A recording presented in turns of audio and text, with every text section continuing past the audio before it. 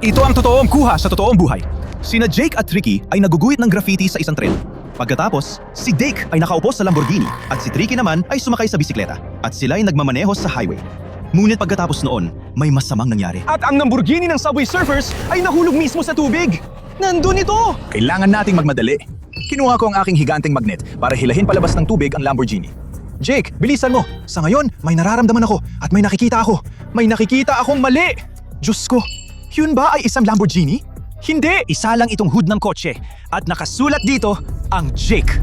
Jake mula sa Subway Surfers! Oh, mga tol, may nakuha tayong spray can. Ito ang totoong spray can mula sa Subway Surfers at makikita natin ang totoong Jake. Kaya pwede nating isipin na ang buong Lamborghini ay nasa ilalim ng tubig. Pero mga tol, bahagi lang ito noon. Kaya ngayon, Pwede na tayong mag-drawing ng graffiti gaya ni Jake mula sa Subway Surfers. Grabe! Kaya ako mag-drawing ng like. At kung gusto mong Subway Surfers, huwag mong kalimutang i-like ang video na ito. Uy mga ton! Napansin ko may kakaiba doon! May isang bagay na dilaw at maliwanag. Pero paano kung konektado ito sa aksidenteng to?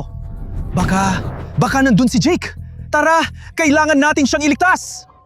Jake! Jake!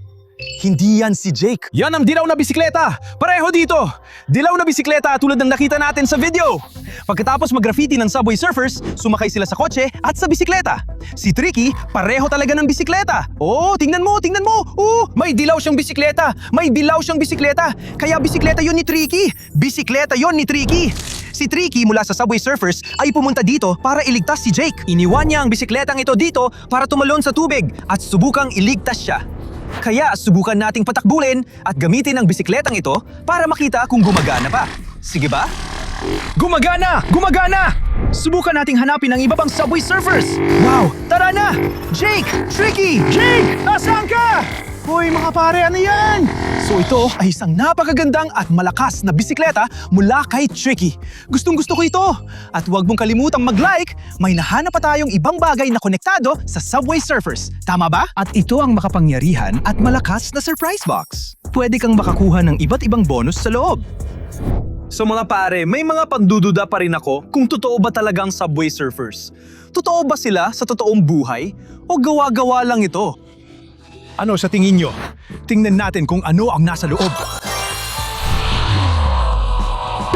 Ang astig nun at nakuha natin ang magnet. Napakalakas ng magnet na ito! Pwede mong kunin ang mga barya at mga bonus kahit saan! Wow! Ang dami kong nakukuhang barya! Pero mga kaibigan, may naisip ako. Gamit ang magnet na ito, pwede nating palakasin ang kapangyarihan ng aking magnet fishing magnet. Tara, at subukan natin. Subukan natin ito sa magnet kong pang magnet fishing. Kaya, wow! Ang lakas talaga mga kaibigan. Talagang gumagana ito. Kaya gamit ang bagay na yon, pwede nating idadag ang standard kong magnet! Wow! Sige, kunin na natin ito. Tingnan natin kung anong nakuha ko. Naku! May nakuha akong sobrang bigat! Tingnan mo kung gaano kadin ang tali ko.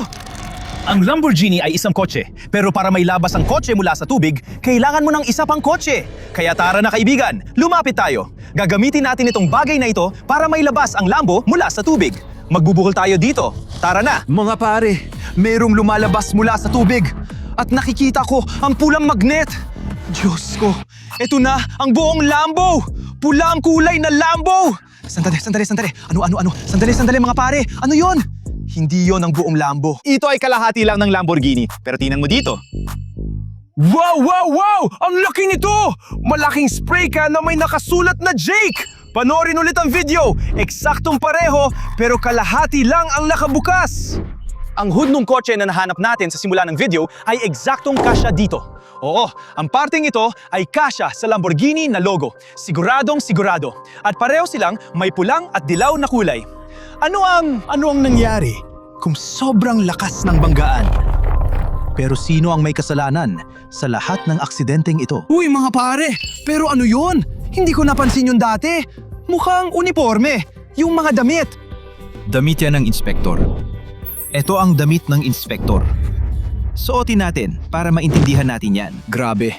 Na yon, pakiramdam ko parang tunay na tagapagbantay ako. Parang totoong inspektor. Pero mga pare, may nakuha ako. May kung ano sa bulsa ko. Wow! Ang laki ng pito mga pare! Siguradong pito ito ng tagapagbantay na inspektor. Kasama siya, di ba? May koneksyon siya sa drone na Lamborghini na ito mula kay Jake ng Subway Surfers. Siguro kung mapapapito ko ito ng malakas, patawag natin si Jake. Baka may masabi siya sa atin. Sige, handa na ba kayo? Gawin na natin ito!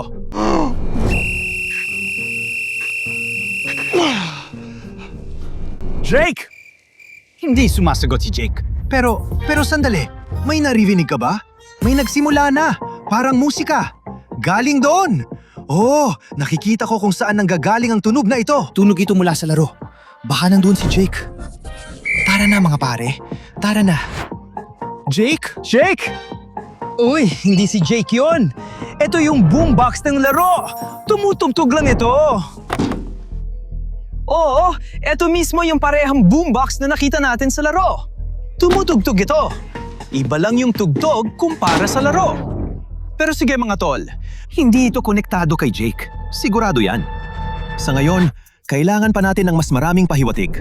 Kaya balik tayo sa magnet fishing para maintindihan ang buong sitwasyon. Sige, tingnan natin kung ano ang nakuha natin nung oras na yon. Grabe! Hindi ka paniwala yon mga tol. Alam niyo ba kung ano yon? Ito ay hoverboard! Hoverboard mula sa laro na Subway Surfers. Pinangaharap ko talaga. Pinangaharap kong masakyan yan. Sige, subukan natin. Lumipad tayo. Lumipad! Hindi siya lumilipad mga pare, lumipad! Sige na! Sige na! Sige na! Mama pare, lumilipad na ako. Grabe! Wow! Parang sira itong hoverboard na to! Hindi na ito gumagana katulad ng dati! Sa laro, pwede kang lumipad sa impapawid. Pwede kang lumipad kahit saan. Kaya parang sira talaga itong bagay na to. O baka peke lang talaga. May pagdududa pa rin ako kung totoo talaga ito. Kung si Jake mula sa Subway Surfers ay totoong umiiral. O baka peke lang talaga lahat ng mga video na ito. Tingnan natin. At para masigurado, kailangan nating gumawa ng isa pang hagis sa magnet fishing, mga tol. Kasi kung nandoon pa si Jake, kailangan niya ng tulong natin. Nasa malaking panganib siya. At ngayon, may nararamdaman akong kakaiba. May lumalabas mula sa tubig. Teka, isa na namang parte ng silang Lamborghini yan. Grabe, ang wild nito. Ito ang Subway Surfers. Pintuan ng Lamborghini! Grabe! At nakasulat dito, Jake. Ibig sabihin, nasa loob si Jake nung nangyari yon. Nasa matinding panganib siya. Pero mga tol, ano yun? Mga tol, kakaiba to! Save Mickey! Pwede mo itong gamitin pagkatapos ng aksidente. Hindi na delikado si Jake. Bumangga siya sa tubig. Tapos, ginamit niya itong susi. Niktas siya! At ngayon, pwede na natin siyang hanapin doon halimbawa. Sige, Jake! Ang bigat ko. Ang taba ko. Jake! Uy! Mayroong isang bagay dyan! Mga pare, tingnan nyo. Sabi ko sa inyo, may nakita akong maliwanag. Ito ang jetpack. Ang jetpack mula sa Subway Surfers! Pero medyo kakaiba ito. Tingnan niyo yung mga parte. Parang hindi totoo.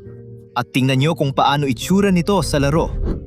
Sa totoong buhay, sobrang iba. Hindi maganda ang kalidad. Pwede mo itong isuot. Sa tingin ko. At pagkatapos, pwede mo subukang lumipad. Siguro? Hindi ko alam. Tara na, lumipad tayo. Lumipad tayo! Gusto kong lumipad tulad ni Jake mula sa Subway Surfers. Pero hindi gumagana. Hindi ito totoo. Medyo kakaiba at kahina-hinala yan, mga tol. Sabi ko na sa inyo, hindi lahat ng nakikita natin na yon ay totoo. Teki yata itong bagay na to. Kailangan pa nating ipagpatuloy ang investigasyon natin. Subukan pa natin mag-magnet fishing ulit. Marami na tayong nahanap na parte ng Subway Surfers Lamborghini. Nakahanap din tayo ng hoverboard, pero lahat ng to ay medyo kakaiba. Ano kaya ang susunod nating mahahanap? Sige, tingnan natin. At may nararamdaman akong hindi masyadong mabigat, pero siguradong may kung ano. Wow! Ano yon? At isa na namang mystery box mga kaibigan. Pero hindi lang ito basta-bastang mystery box. Ito ay super mystery box. Ito ay kulay pilak. Napakabihira at napakamahal nito. Kaya tingnan natin kung ano ang makukuha natin sa loob. Wow, mga barya! Mga kaibigan, nakuha natin ang mga barya! Ito na ang jackpot! Jackpot! Nakuha natin ang mga barya, mga kaibigan! Mga barya mula sa Subway Surfers. Ang dami nating nakuha na barya. Ang saya ko, mga kaibigan. Gustong gusto ko ito. Marami tayong mabibili gamit ang mga baryang ito. Pero bakit may letra dito? May F at S ito. Lahat ng mga baryang ito ay may mga letra. Ang daming letra sa mga baryang iyon. Pero ano kaya ang ibig sabihin ng mga ito? Parang yung malalaking goal dito. At pwede tayong mag-Subway! Subway Fest! Parang isang uri ng pista. Pero ano kaya ang ibig sabihin nun? Mag-research tayo sa internet. Ano ang Subway Fest? Subway Fest. Sa unang pagkakataon sa lungsod mo, maging isang Mukhang manlalaro sa isa totoong itong buhay. uri ng patalastas. Makikita mo mismo. Mga kopya ng mga kasuotan at props mula Ng sa laro. pista! Subukan mo gumanap bilang tingnan Jake. mo! Ito Takasan ang mga inspektor. animated ng trick at Magpareserba ng jig! tiket para Lahat sa ng mga Subway Fest iskinita! ngayon Ito ay isang bahagi ng pista. Hindi pa ito naitatag sa totoong buhay noon. Ito ay parang mga atraksyon lang.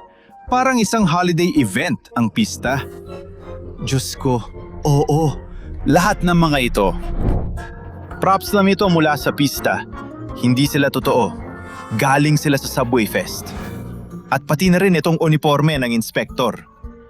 Pero kahit ganoon, masaya pa rin yon. Nakakita tayo ng maraming bagay sa totoong buhay na magaganda at konektado sa Subway Surfers, di ba? Mahal ko talaga sila kahit papaano. Oo, parang peke sila. Hindi sila konektado sa totoong laro, pero konektado sila sa totoong mundo. At sana nagustuhan mo ang adventure na yon. At kung nanonood ka pa rin, huwag kalimutang mag-subscribe sa aking channel. At huwag kalimutang i-like ang video na ito para makakuha pa ng mas marami at mas adventurous na content na tulad nito. Mag-subscribe ka na! Ang pangalan ko ay Love. Paalam! Mahal kong Subway Surfers! Tara, maglaro pa tayo ng isa pang round na yon!